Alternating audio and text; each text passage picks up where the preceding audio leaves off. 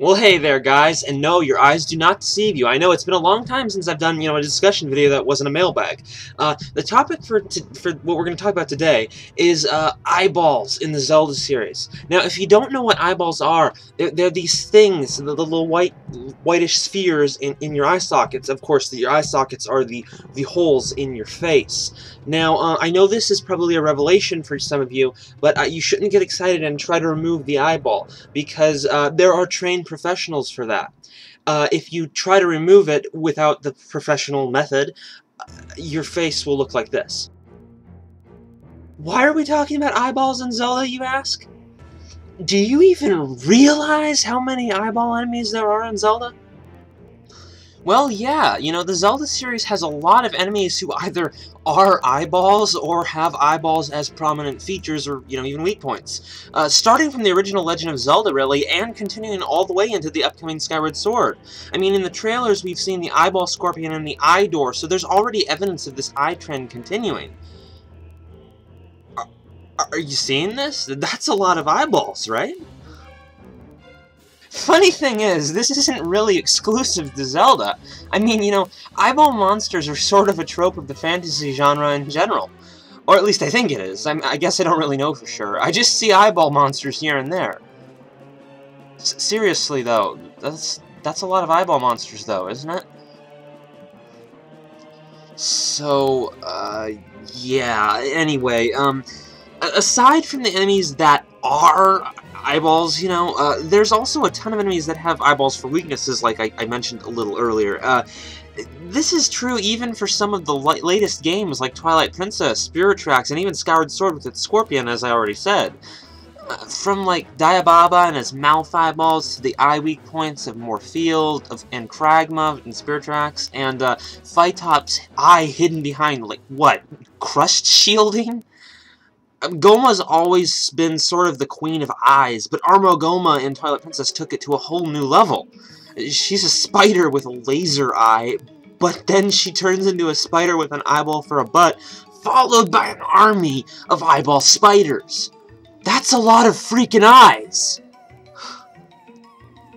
So many eyes! Eyes everywhere! They're all looking at me. You want to talk about eyes for weak points? How about the Georg pair from the Minish Cap? That's a lot of eye weak points! The Shadow Kargaroks. Well, okay, I have no idea if this is an eye or a trumpet. But look at Morpha, see? Isn't its core an eye? There's even little eyes on Godan's hands. Shadow Beasts, I guess that's not an eye either. Ah, these Twilight creatures! Eyes! Eyes! Oh, that's not an eye at all! And Bellum's just made of eyes with a little skin for variety! Ah!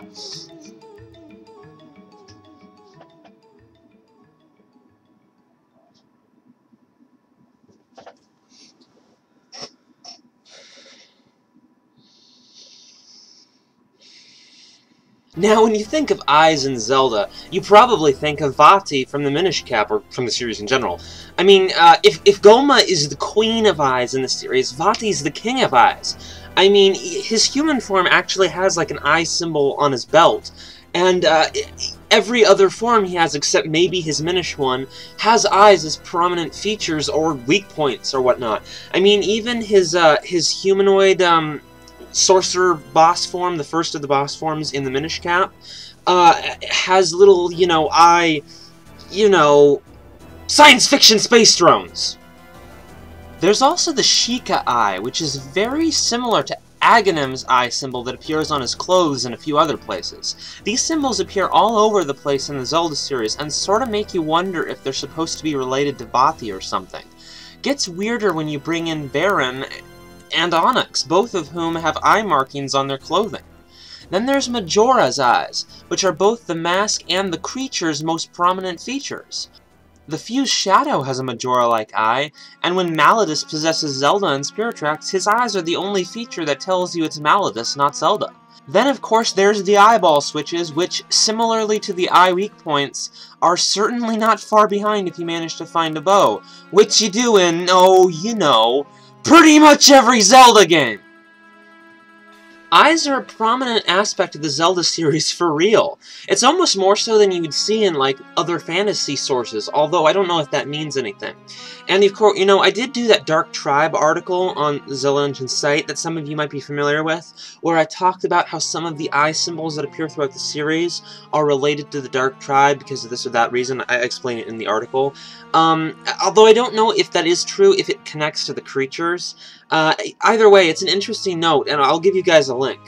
Another interesting note about eyeballs is that, generally speaking, of course, eyeballs are generally cuter than most other kinds of creatures, especially if they're demonic or some kind of insect or something. I mean, if you're gonna have a monster themed after a body part, you might as well make it an eye. I mean, aside from hands, of which there are plenty in Zelda as well, there's not a lot of other choices that are, attractive. I think Baronade is the best example of it, and, well...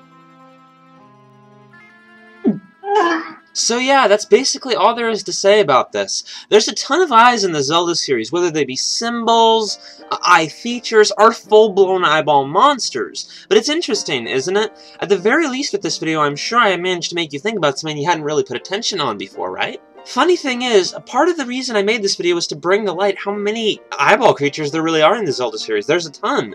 And, you know, while I was, like, looking up to download a lot of the images that I used for this video, even I was surprised at how many Zelda enemies there are, even though that's what I was going to make this video to tell you. That's how many there really is! So what do you think? Any thoughts on what I've said? Or do you think that eyeballs in the Zelda series is a totally insane and pointless topic? Tell me in the comments, and I'll see you guys later.